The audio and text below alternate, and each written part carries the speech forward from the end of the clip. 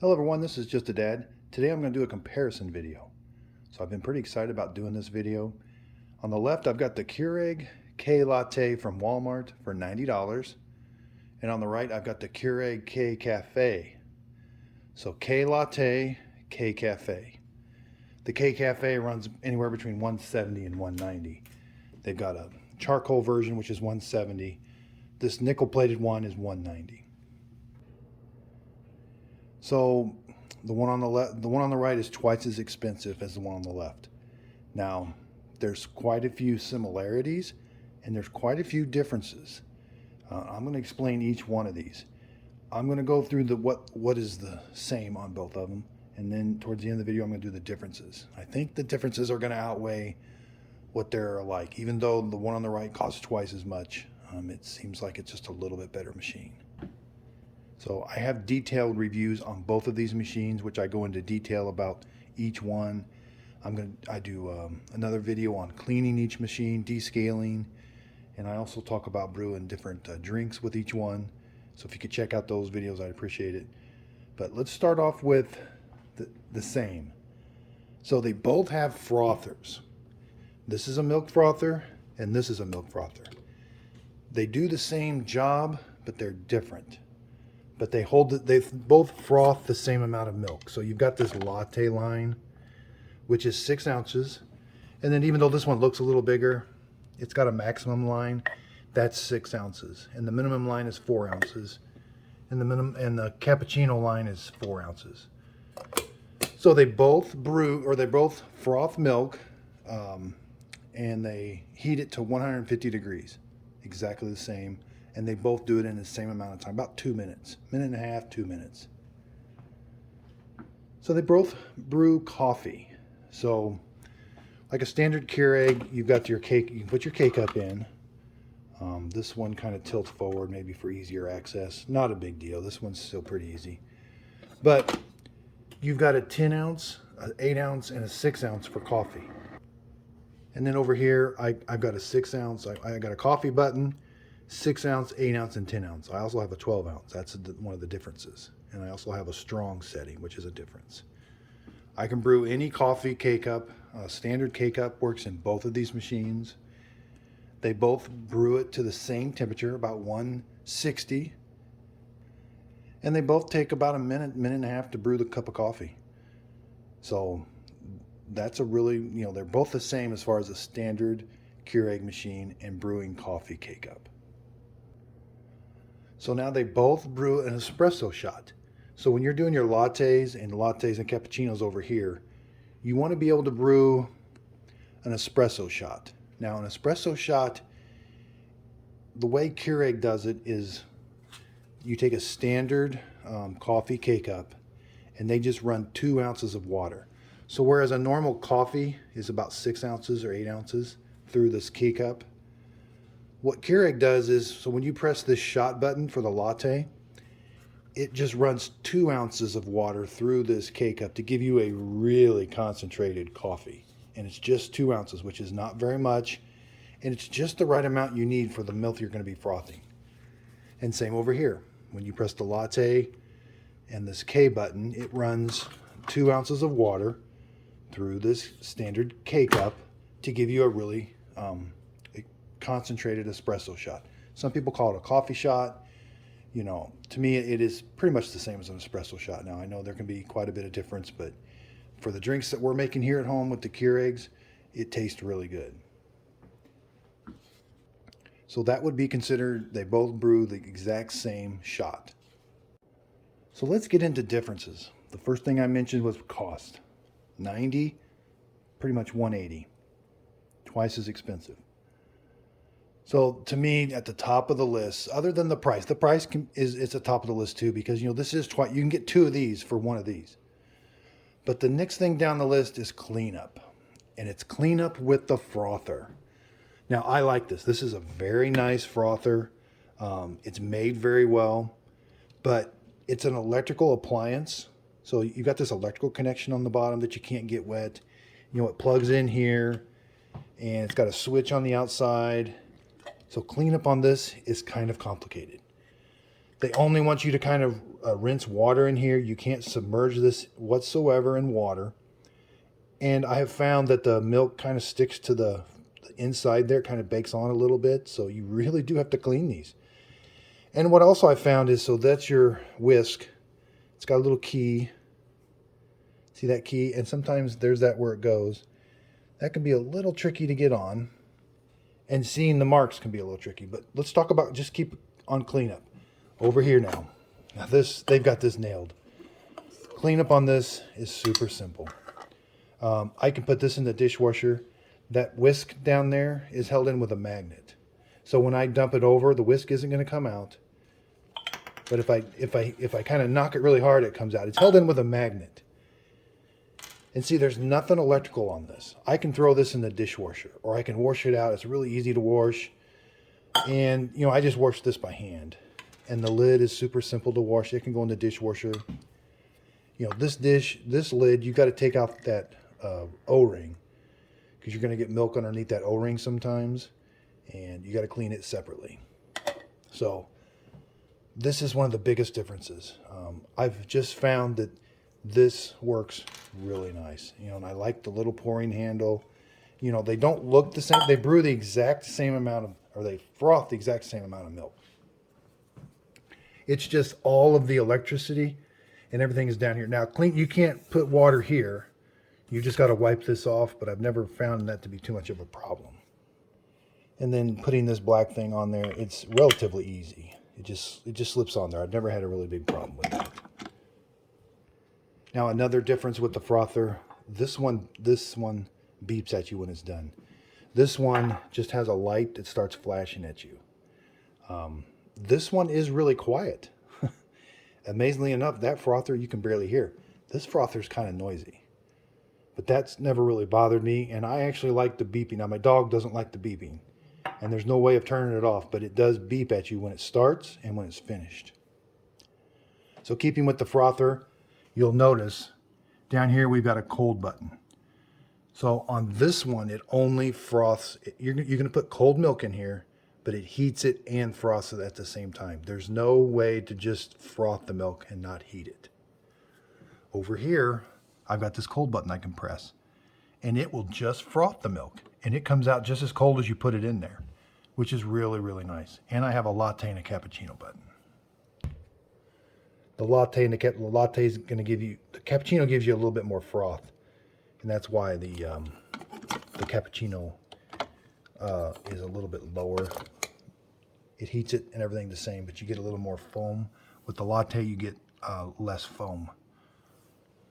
And this doesn't have that option. It's just on and off.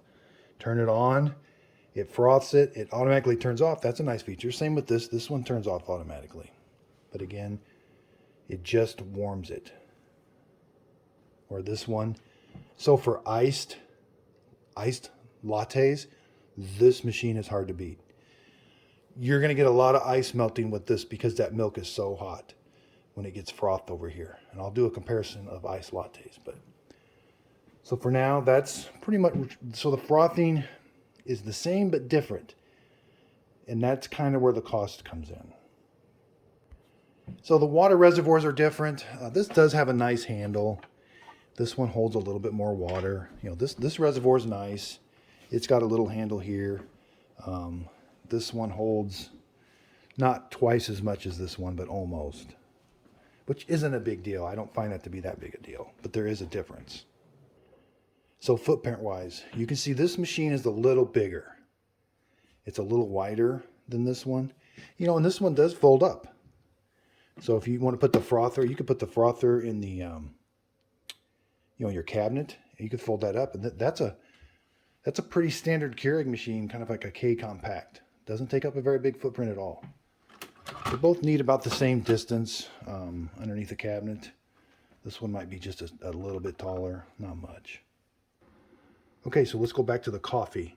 When you do a coffee, you got 6, 8, and 10. You've got coffee here, 6, 8, and 10. You've got 12.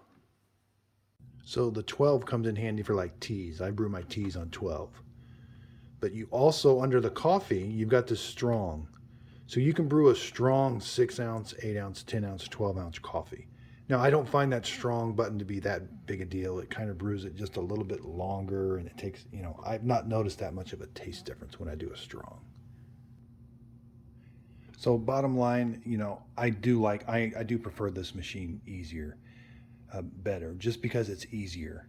And I have found that, you know, when I'm making my drinks, you know, you may make one or two drinks and it's a little easier to clean up between the drinks.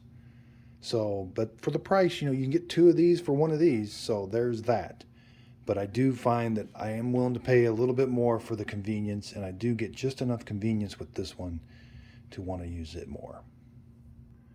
So now I'm going to do a latte on both of them at the same time, and you can kind of see the process for doing both of them.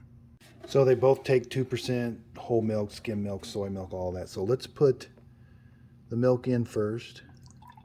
We're going to go up to the max line, and then we're going to go, like I said, this is a little easier to read.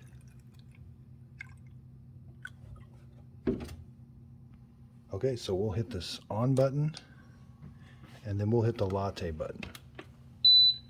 See, that one beeped at you. This one's a little louder. You know, they're both frothing about the same. I did notice this one, the frothing might have been a little better, if that makes any sense. And this one's frothing the milk too, but this one's super quiet. So let's get our espresso shot. Like I said, you can use any coffee K-Cup. They do make K-Cup espresso K-Cups, but they're a little more expensive. I like to use coffee ones. And you just put it in. We're going to put it in the machine. You know, this handle does work a little better. Over here, we're going to put our K-Cup in. This one, you got to use a little more force to get it to poke the holes. So then the shot light is lit up. We're going to do a shot. Over here, we got to press the latte button and then the big button. And then it's going to brew the espresso shots. So this one is starting to brew. I have found sometimes the logic will prevent this one from brewing the shot. It waits for the frothing to get done. So I've pressed the button, but it's just going to wait until the frother's done. Where this one, it's frothing and doing the espresso shot. So there you have your 2 ounces of really, really concentrated coffee. Okay, so this one beeped at us. It's done frothing the milk. This one is still frothing the milk. This will start flashing at us when it's done. Okay, so that light is flashing at us to let us know it's done. And then it automatically now is starting to do the espresso shot. So there's the espresso shot. We're going to get the exact same 2 ounces out.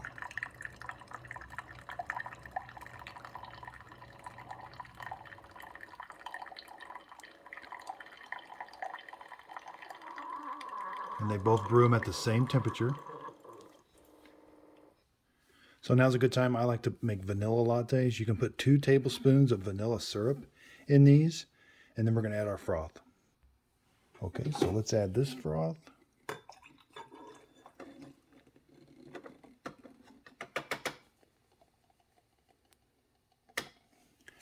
And then we'll add this froth.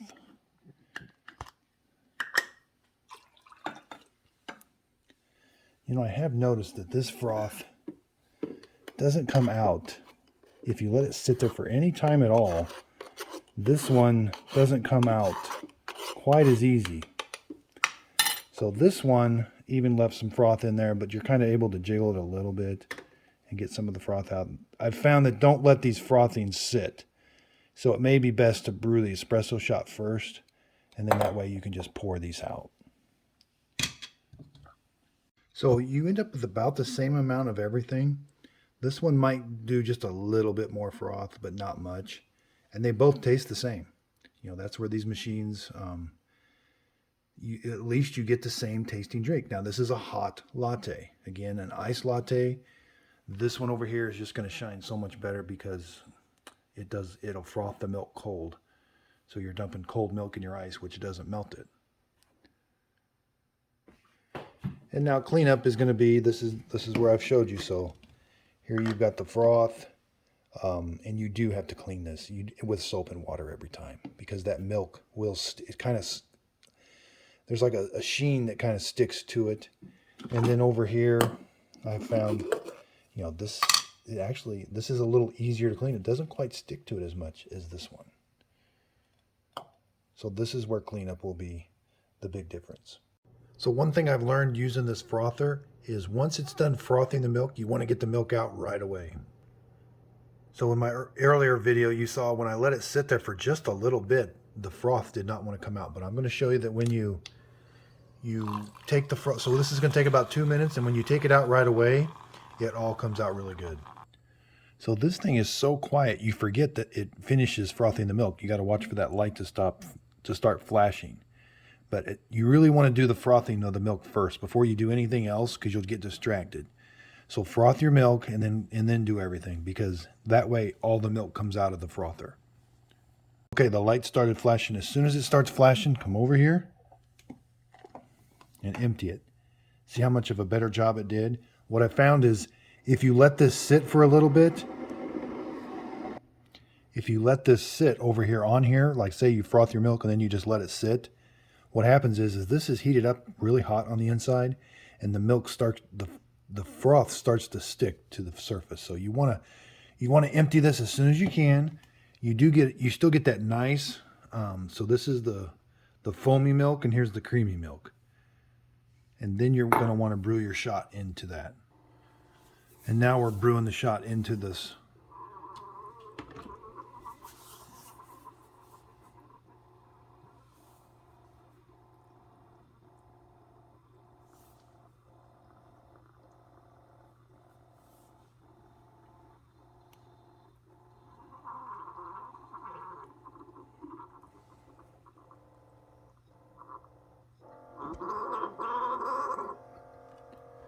So this gives you a much better drink. You've got the foam, the shot, and the rich creamy milk. So this is the way to do it. So like I said, I've been using it for a little bit. You want to get the froth out as soon as possible. Don't let it sit here on here, because it just heats up and it won't want to come out. And then brew the shot into the cup. Okay, so let's brew a quick cup of coffee. So we're going to take our old K-Cup out. We're going to put our new K-Cup in. And over here, we'll take our old K-Cup out. Put our new K-Cup in. I've got coffee cups under here now. So let's just do a standard 6-ounce coffee. 8 ounce. So I got a few more buttons I got to press on this one. This. Where over here I just hit the 8-ounce.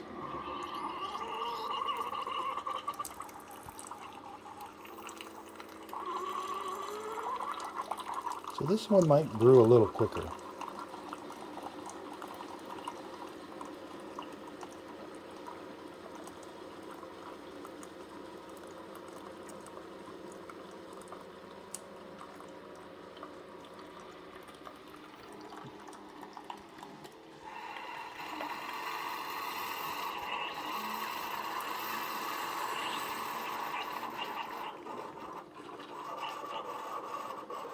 So there you have it. There's an 8-ounce cup of coffee, and I've tried these.